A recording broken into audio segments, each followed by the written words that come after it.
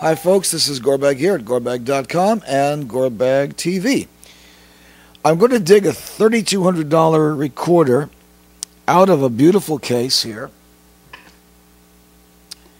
This is a beautiful antique hardwood case, and I'm going to reverently take this recorder out. It is a very fine recorder made by Van Hoyne, which is the Stradivarius of recorder companies, in my opinion. I think it's the best. There are some that are considered equal, some that are considered by some to be better. I like Van Hoyne. It's a great company. And what I'm going to do is put this wood recorder together. I have to do it a little bit differently than the other one because I can only turn the cork one way. I cannot turn the cork the other direction. I mustn't. And then I'm going to, and I've put a little bit of cork grease on here. And I've got this now all together. This is rosewood with ivory rings. And it is a $3,000 recorder. And I'm going to play a tone through here for you.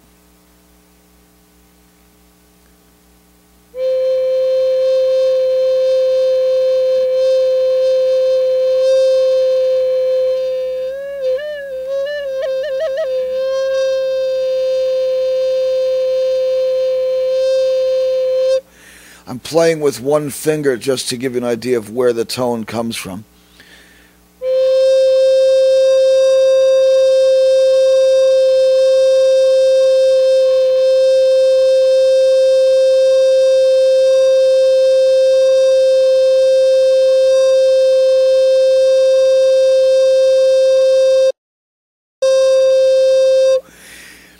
It is a lot more effort to blow this than it is to blow the plastic, let me tell you. And now that I've played it for just a few seconds, I must clean the bore. I have to take it apart. I have to dry it out. I have to make sure that there's a labium here, that the labium is not touched while it's wet. I will have to send this back to Van Hoyne in a few months to have it reworked, the bore reworked on it, have the labium reworked, all kinds of things that will have to be done with this at the factory, and only that factory has the tools to do this particular bore, to do this particular this particular piece. It will, if I take very, very good care, it has lasted 30 years. The serial number on this, I told the people at Van Hoyne the serial number, because I was asking them what to do with this thing. It hasn't been played in 30 years. And they said, well, that's not good. It needs to be played every day. And they could not guarantee that it would be playable after 30 years of non-playing because the wood would have dried out too much. It has to have that unique balance between dry and wet. It has to be perfect. So they suggested that it be played. And they said it's today worth about $3,000. And I said, well, it has never been played. They said, well, it actually, that you'd be taking a chance. Somebody would be taking a chance. Without trying it, they'd be taking a chance on whether it could play or not play, because it's really a question of 30 years of non-playing. That's not a good thing. So I said, well, I will undertake to play. There's sentimental value to it to me.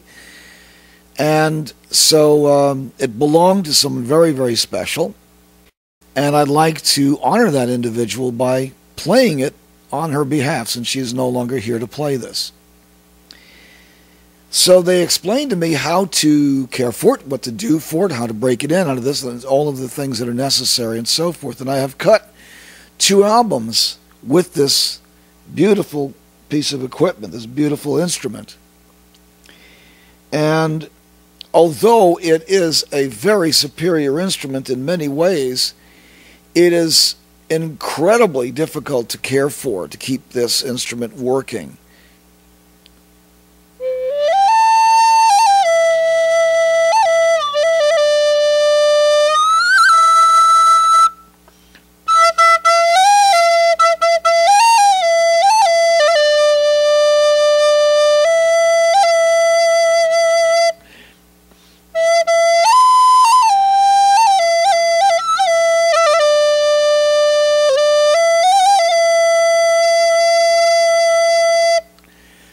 It's a beautiful instrument, sounds gorgeous. I must now take it apart. Only one direction. And I have to keep these parts separate. I must use a bore cleaner later on. I'm going to use, when it has dried a bit, I'm going to use a bore cleaner.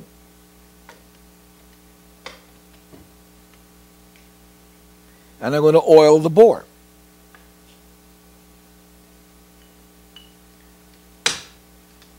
There are parts of that I must not touch with my hands, because if I do, they will warp.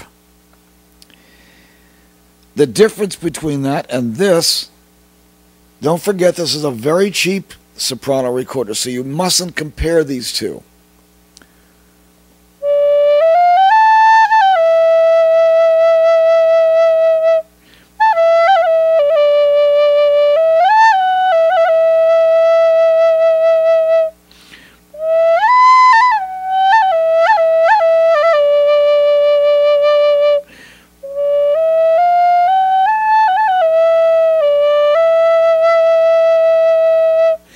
Even so, I think I can pull some sounds out of this. And I'm hoping that you'll be able to do the same when we're finished with these lessons. So, at this point, I'm going to leave it here. I think, there's a couple of other things I think I can... Yeah, I can show you a couple of other things with this before we close down. And then I'm going to wait for my professional plastic recorders to come to me. You'll try things out, and then you'll have questions at that point, and you'll have problems, and we'll solve those problems as we go on the fly.